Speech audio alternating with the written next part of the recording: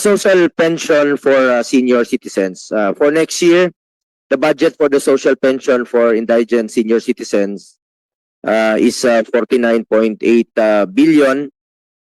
This reflects the increase in monthly pension from 500 to 1,000 pursuant to Republic Act 11916, which I also co-authored and co-sponsored here in the Senate. Alam niyo po, Secretary Rex, pag nasa abroad tayo, nakakausap natin yung mga OFWs na matatanda na, unang talong nila, meron ba tayong pension na may uwian sa Pilipinas? May matatanggap ba sila? Siguro kung alam lang nila kung ganon kaliit, 500 to 1,000 pesos, talagang kulang po ito, no?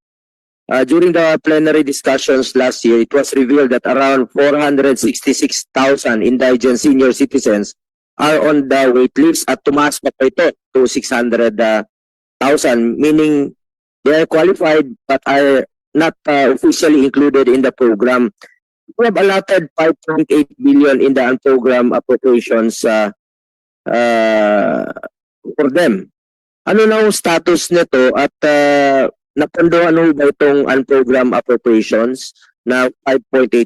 Since alam niyo naman siguro yung PhilHealth, di ba?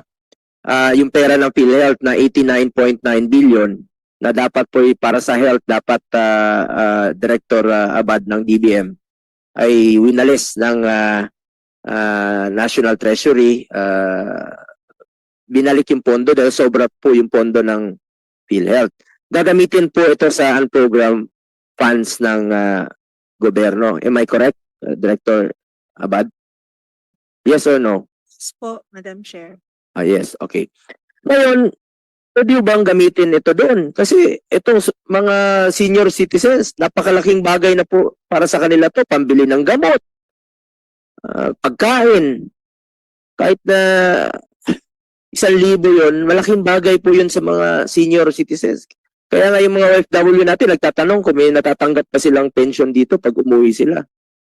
So, ang tanong dito ay itong unprogrammed appropriations ng DSWD para sa mga senior citizens para to cope up, mako-cover po itong waitlist na 600,000.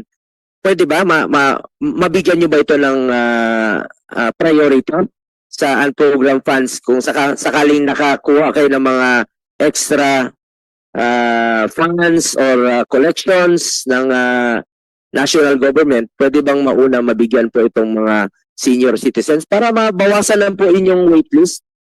Opo, Madam Chair. Kasama po... Unahin to kesa dun sa mga ibang proyekto na hindi naman ganun ka-importante. Madam Chair, kasama po yung ating provision for the waitlisted social senior citizen sa SOCPEN sa atin pong UA list na subject po sa availability ng excess revenue collections po natin.